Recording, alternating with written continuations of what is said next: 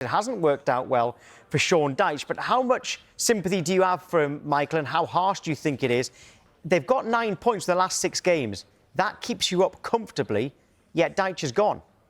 Yeah, I look at Sean Dyche's time at the football club and when he came in and took over from Ange Postecoglou, I went, it's a great fit. It's a club that was sitting in 18th with 1 win in 8, and his 18 games since he's been in charge in the Premier League, he's won 6, drawn 4 and 8 losses.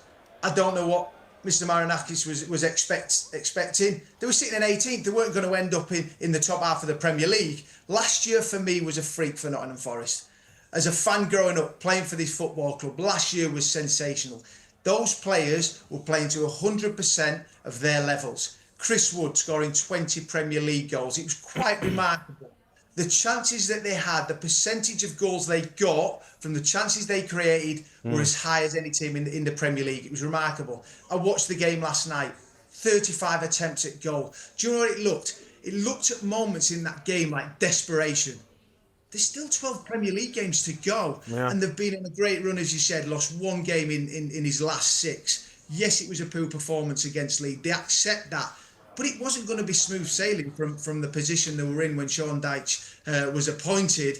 I just think the 4th Premier League manager going into Nottingham Forest in the season, it's remarkable. They're under big pressure now to get this right with 12 games to go. Dawson, who did they go for? Because there are a few managers available, decent managers available.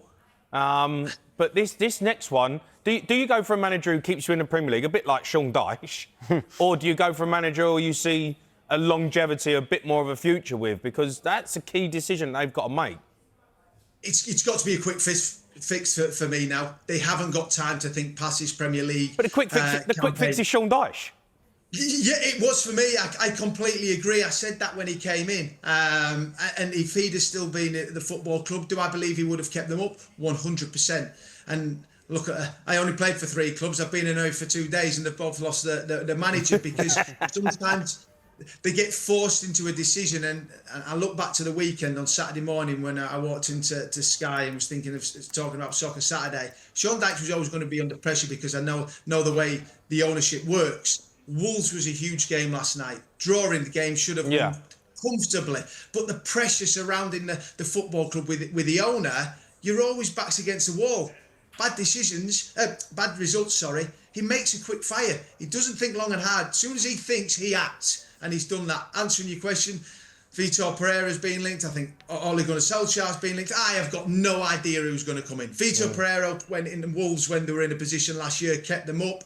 Players left. And you see where they are now. So I have got absolutely no idea. Sean Dyche, for me, was the man who gives Nottingham Forest every chance to stay in the league. Dawes, Marinakis has done a great job at Nottingham Forest, all right? He's put his money where his mouth is. He's made some great decisions.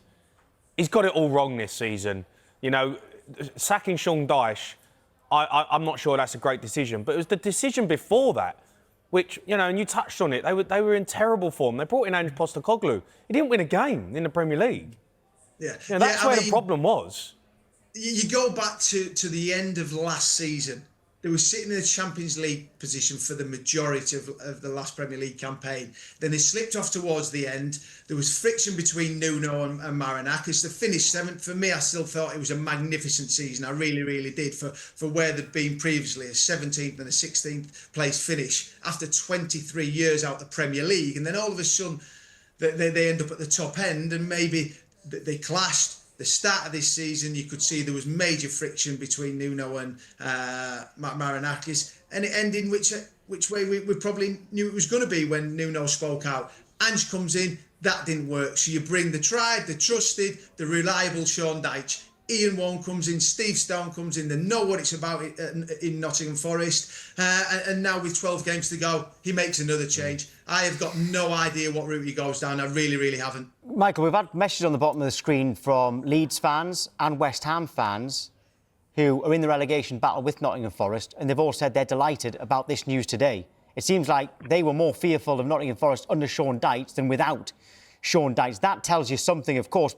But in terms of 2 of your old clubs there, Tottenham and Nottingham Forest, who's more vulnerable in going down right now? I mean, Tottenham have got 2 more points than Nottingham Forest, but still not far above West Ham.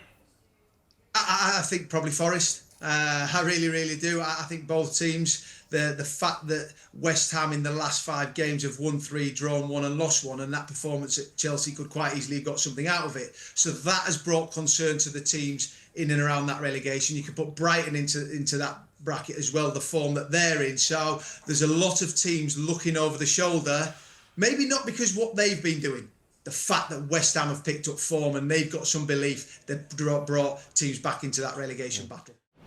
That's exactly what Forest fan Ellie Molloson has done. Good morning to you, Ellie. Right, do you agree with the decision to sack Dyche? No. No, neither do we, if that helps. Why do you think this has happened? I think there is a little bit of entitlement going on from expectations. I think we need to understand the situation that we were in the moment that we sacked Nuno, the recruitment over the summer, and bringing Ange Postecoglou in and a winless run of games. Confidence is knocked, and confidence is not something that is easily taught. And I think, for me, my issue isn't necessarily specifically that it is Dyche going out. My issue is specifically that any manager is going out at this time.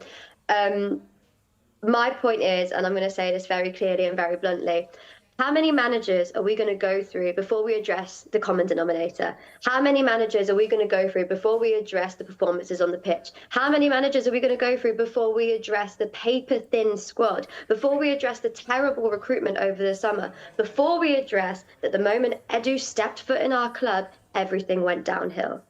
OK, so you're pointing the finger. Not the problem. So you're pointing the finger at Edu rather than Marinakis. I'm not sure about your paper-thin squad, mind. But other than that, fair enough. But why Edu and not Marinakis? As we know over the summer, Nuno, as far as the fans knew, we thought it was all going well. We thought we were happy. Nuno came out publicly and expressed his opinion. He expressed publicly those arguments, those debates that he was having with Edu. Now, there's various rumours going about that Nuno wanted to bring in Adama Traore, who I stand by, think would have been a brilliant signing for us as a club. He would have fit well into our squad, into our team, into the style of football that we play.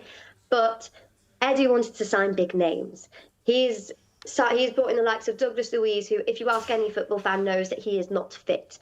He brought in Zinchenko, who was never going to fit into that squad. How many of those signings over the summer, how much of that recruitment made by Edu has actually been good?